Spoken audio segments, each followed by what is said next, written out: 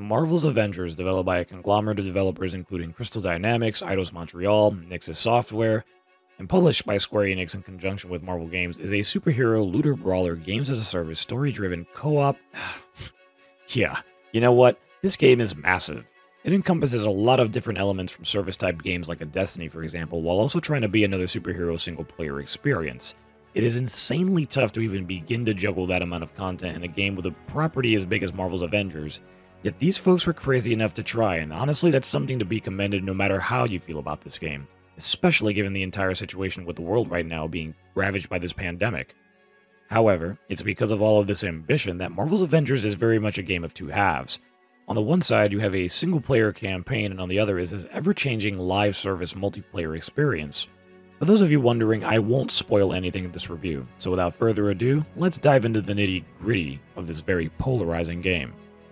Since its announcement, this game was met with a very mixed reception, with character models kind of on the ugly side and a lack of real communication between the developers and the gamers looking to invest in this game. There was also a long stretch of time where people just didn't know what this game was going to be, and most of the gameplay being shown off was just strictly the same thing over and over again. Was it going to be an Ultimate Alliance kind of game or a live service deal? These were all some of the things that were setting off the bells for a lot of people, and it wasn't until very recently, actually, that the folks over at Crystal Dynamics started putting together war tables and doing Reddit AMAs and the sort to really start talking about the game. And let alone the production snafus that were bound to happen with several people shifting to work from home situations due to the pandemic.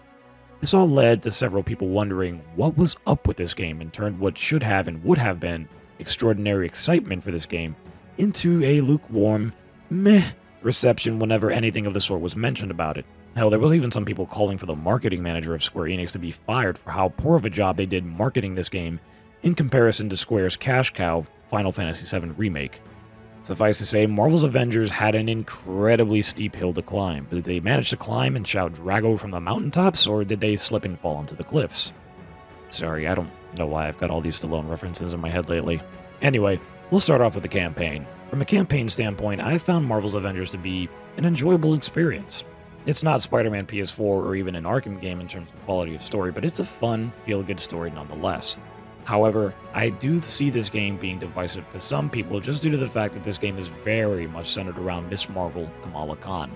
She's the character you play as the most, and the main focus of the entire game is the Avengers, while they have their own moments, are more relegated to being background characters until the game needs them not to be. And while you do switch off to other Avengers and play as them for bits and pieces, some Avengers end up getting the short end of the stick because of this, and I can see that rubbing people the wrong way. Not to mention the elephant in the room in regards to the fact that she's a female lead who just so happens to be Muslim, and well, we live in 2020 and ignorance is at an all-time high, and unfortunately that does not exclude the gamer. But regardless, I still think this game handled all of this beautifully. Still though, the best moments in this game are the character moments between Kamala and her interactions with each individual Avenger. Given the fact that she's Inhuman and AIM is treating all Inhumans like a plague, her wanting to be included and accepted for who she is while trying to do the right thing is something I think everyone can relate to, especially now. And it leads to some incredibly feel-good moments when the other Avengers, despite all their conflicts going on within themselves after the A-Day fallout, embrace her. I know, I look ridiculous. Yeah, of course you do. Man. No, we all do. It's part of the job. Have you seen Thor's outfit? Flowing robe, Vegas shoulder pads. I mean, pretty ridiculous. I am digging this, Oh, it's a burkini. My mom bought it for me. Muslim ladies like to wear it for sports and stuff. It's great. Alright, I'm just gonna change. Hey, wait. The outfit is all about attitude. You gotta wear it like you mean it. Show me what you got. Come on, you can do better than that. Yeah, now we're talking. All right. You know what? Maybe I can help you with some upgrades for that. Gear's already spinning. Really? Yeah. Oh, and if Bruce says anything, just remind him that all he wears are super stretchy shorts. Her arc with Bruce Banner in particular is some seriously good stuff. If you've seen any of the previews for this game, you can sort of tell where the plot in this game is headed, and while there are some twists and turns here and there, a large portion of this game can be predictable. But even so, predictable can be a good thing if the story being told is done so well, and in this game, I think it's done well enough. Performances across the board are also exemplary, and I don't think anyone would see this as a shock considering the cast. Sandra Saad is Miss Marvel, and she perfectly captures the wanderlust, awkward teenage angst while also being a beacon of positivity and optimism. I know some people might cringe at some of the dialogue given to her, but that's kind of the point. You have to put yourself in her shoes to really appreciate her character and realize that she's not a cynical, jaded adult like we all are, but a kid caught up in a bunch of stuff that she didn't ask for, trying to make the best of the hand that she was dealt. And so she's gonna do things that, yeah, might be a little cringy, especially since the people she's surrounded with are her heroes and idols. But haven't we all been there? It's growing pains, man. Travis Willingham as Thor needs no further comment. He's been the voice of Thor since forever, and I don't think anyone would have that any other way.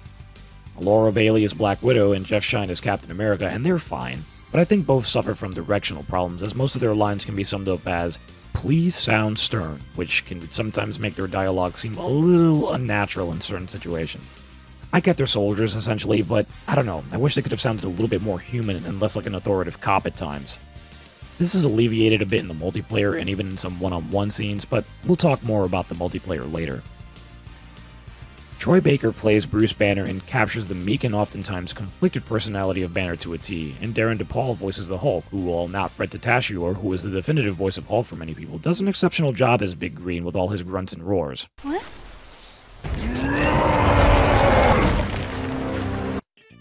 Lastly, for the Avengers, we have Nolan North as Tony Stark, aka Iron Man. I'm going to preface everything I'm about to say with this. Nolan North is a fantastic actor. Hell, he's even great in this game in the scenes that he's in. He plays a very tortured and guilt-ridden Tony. But to me, he does not fit this character despite the effort. Nolan North has the distinct problem of having been in so many video games and video game franchises for years that when you tend to hear his voice, you either think of Nathan Drake or Deadpool, and that is the exact problem I run into in this game. It's distracting, and it tends to pull you out of it. And this problem is exemplified in the multiplayer, where you constantly have to hear the same repetitive liners being spouted over and over again, to the point of it being insufferable. I don't hear Tony Stark, I hear Deadpool, I hear Nathan Drake, I hear everyone else except the one character I'm supposed to associate him with. Yeah, well, Ronnie! Usman Ali and Jolene Anderson are both MODOK and Monica Rappaccini respectively, and fill out their evil roles as well as you would expect. Outside of a few nagging issues and ultimately something that comes down to personal preference, the cast is really good, which is no surprise given the talent behind the characters like I said earlier. Sound design overall is a bit of a mixed bag, however. Characters like Thor and Captain America have issues with their shield and hammer sound effects lacking any real impact, while characters like Hulk and Widow have amazing sound effects for their guns and all the earth that Hulk decides to throw at you. Not to mention, the game at times seemingly has audio issues where things just go mute for whatever reason. It's a frustrating experience to say the least, especially in cutscenes. The score for the game, composed by Bobby Towery, is also pretty good, which is unfortunate because a lot of it can get lost in the action at times. And good lord, this game has a budget. I wasn't expecting them to license music from the Scorpions, let alone everyone else they got for this game, even if the tracks only play for a few seconds. But outside of all that, how is the actual game? Well, it's fun, but it also has its problems. The game is a superhero looter brawler. You'll spend most of your time beating up AIM robots and the occasional human baddie and even some villains as the core 6 Avengers available now, with more down the line being added for free, which is pretty cool for this game to do. Each character comes with their own suits and 3 pages worth of skills and abilities that you can level up by either playing the campaign or multiplayer, as well as different bits of gear that you can collect to help bolster their power levels to help be more effective in combat. So while not quite the level of depth as something like Spider-Man in terms of combat, which is honestly an unrealistic expectation given the amount of characters we have to play with, it's still a really deep system when you really dissect it. Gear changes the game quite a bit as it affects your builds and abilities. If you want an Iron Man who shrinks baddies with pin particles by hitting them with laser beams, you can do that, and it's insanely fun. But the grind to get to said armor piece, and if that armor piece has the stats you want, can be a little rough at times. The stats also affect how much melee damage you output, ranged attacks, overall willpower, aka health bar points, and so on and so forth. There are a ton of things you have to look at when deciding your build, and even other things, including resources which you can trade at vendors for various items, which can be a little overwhelming to those unfamiliar with the system. But to me personally, it's part of the fun. The grind for gear isn't nearly as bad as some other looter games, so there is a little wiggle room, but considering this system may be based in RNG, I might just be lucky. I normally don't really like grinding in video games, I've gone on the record stating such, But so far, my experience with Marvel's Avengers is a little tamer in comparison to other games I played in the past, like a Destiny, for example. But this is totally a user-based thing, so commenting on this can be a little difficult. What bums me out is that each hero only essentially has one heroic support, one heroic assault, and one heroic ultimate move. I was really hoping for a large variety of powers and stuff akin to an Ultimate Alliance game, but each character is only saddled with one, which kinda sucks. Alternatively, something like fusion attacks, which were in Ultimate Alliance 2, which combined two heroes' powers for an ultimate takedown move, does not exist in this game, which is a massive missed opportunity. You have chances within the game to do things like an assisted takedown, sure, on some of the bigger enemies, but doing something like Iron Man shooting a beam off of Captain America's shield to hit multiple enemies? No can do. However, outside of that, in regards to the mission structure, this game is pretty mixed overall. In single player, you'll have some variety here and there in terms of objectives and things to do. Hell, one of my favorite levels involves an Iron Man flying section, where they actually let you get some speed, and I wish the entire game would let you do this, but I understand why they can't. In the multiplayer, however, things are a little more monotonous, as the objectives tend to stay the same throughout the various mission chains, and while some might add more things to do in the total mission, the fact that you're often doing the same things and usually the same looking environments with some variance added here and there tend to drag some of these missions down and only bolsters that grindy feel that I really don't enjoy. It's only when you're in the different regions where you can look around and appreciate the scenery and do some of the side objectives where I enjoy most of my time, looking for secrets and Easter eggs and the sort. Eastern Seaboard during the day is one of my favorite looking locales because of how rich and vibrant it looks compared to almost everything else that isn't Utah. This is the kind of multiplayer that while you can play alone, you really shouldn't. Playing this with friends will dramatically increase your fun with it, and the camaraderie will help improve your mood on the more grindy missions. There's also some technical issues that can be both hilarious and game-breaking, with character models having their faces just morph in all the wrong ways, or when the game occasionally decides to send you into the void for entering a room. Not to mention various matchmaking issues that still permeate throughout the core of this game that were never addressed from the beta, but I digress. Graphically speaking, it's also a lot better than I was anticipating, especially on PC, which is unfortunately not the version I would suggest getting, but we'll get into that mess later. I was really impressed with a lot of the physics work put into things like cloth and even hair physics, which is something you almost never really see in video games done right, and that attention to detail is awesome. Even if the game has a lot of lip-syncing issues, so I guess priorities, I think this was probably Eidos Montreal's doing, as they did something similar in Deus Ex Mankind Divided with cloth and hair physics. And even though some of the environments tend to repeat themselves, you cannot deny that the art direction in this game is superb. Where I think this game got a lot of flack for its graphics were ultimately its character designs. Because the development teams went for this pseudo-photorealistic look, the characters in this game are in that uncanny valley of looking nothing like the film counterparts for the obvious licensing issues, while also not exactly looking like its comic book counterparts either. So because of that, a lot of the stunt double beams permeated throughout the internet. I'll be honest though, most of these designs are okay.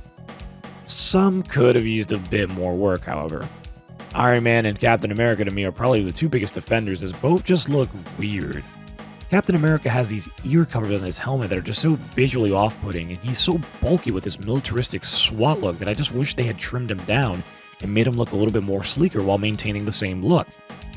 Iron Man's helmet design makes him look like an alien because of how much it narrows down in the cheekbone area. Thankfully, you can swap suits, as the game has plenty at its disposal, with some you can unlock from simply doing missions for all of the Avengers, but there's a catch. Also, most of Captain America's outfits come with the ear covers, and I don't know why. Please, just stop doing that, Crystal. Just stop. Just stop.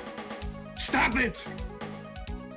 Despite the free content that will be added in later on, such as story, regions, and characters, this game is very heavily monetized on its cosmetic front, and unfortunately, it's not just cosmetics either. Character takedown animations have also been locked behind this paywall, and that is a little infuriating, as each character only comes with 2 by default, so you can either pay up front for it, or you can grind the hero challenge cards by doing daily and weekly missions tied to each individual hero, with weekly challenges giving you the most XP per card. Thankfully, the hero challenge cards are free for the core 6 Avengers at launch, and are not timed, but after Hawkeye drops next month, it's unclear whether or not the core 6 Avengers will get new cards to replace the ones we've done that we have to pay for. But we know that anyone after Hawkeye, including the Birdman himself, will have a charged challenge card for roughly a $10 fee. They tried softening this blow by saying that you can earn the credits needed to unlock the card by finishing one of the free ones, but that is an insane amount of grinding you have to do in order to do so. Not to mention the fact that some of the cosmetics in the game are obscenely priced. Take a look at this Iron Man suit exclusively in the game's online marketplace, for example. 1,400 credits roughly translates to about $20 in real-life money, and that's where they're going to get you.